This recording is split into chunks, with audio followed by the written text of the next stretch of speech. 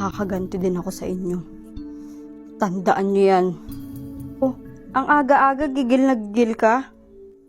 Nakakasawa din palang manahimik pag sobra na yung ginagawa nila, no?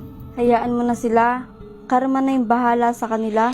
Paano kung hindi ko na mahihintay yung karma? Huy, ano yan?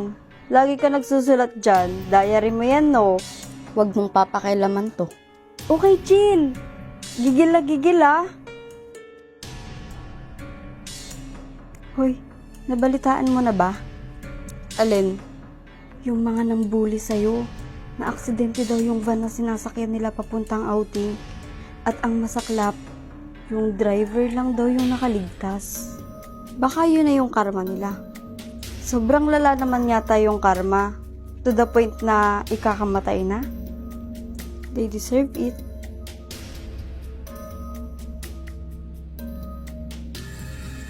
Oh, ba't malungkot ka? Anniversary sana kasi namin ng boyfriend ko kahapon. Nagpunta ako sa kanila para sana i-surprise siya. Kasi mukhang nakalimutan niya. Kaso pagdating ko sa kanila, nahuli ko sila. Ng best friend ko. Magtatanong ka tapos di ka naman pala makikinig. Nakikinig ako, no? Bakit? Ano bang gusto mo mangyari sa kanila? Yung gusto kong mangyari, yung mawala sila sa landas ko. Hoy, ang bilis pala talaga ng karma, no? Akalain mo yun? Yung ex ko, tsaka yung ex-best friend ko, nalunod dun sa falls na pinag-outingan nila. Sana pwede rin hilingin na mawala na sana ako sa mundong to. Para wala na akong pinoproblema. Sigurado ka ba? Kung posible lang, why not?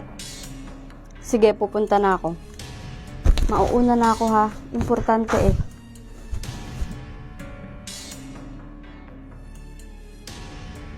Hoy, yung notebook mo!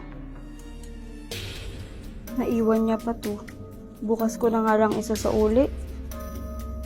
Ano kayang nakasulat dito? Lagi niya tong sinusulatan eh. Diary niya kaya to?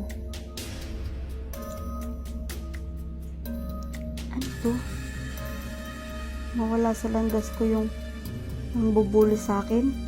May mangyaring masama sa ex-BF at ex-best friend ni Janaya. Nagkakatotoo lahat ng sinusulat niya sa notebook na to. At ang panghuli, paglaho ng panghabang buhay si Janaya. Hindi maaari.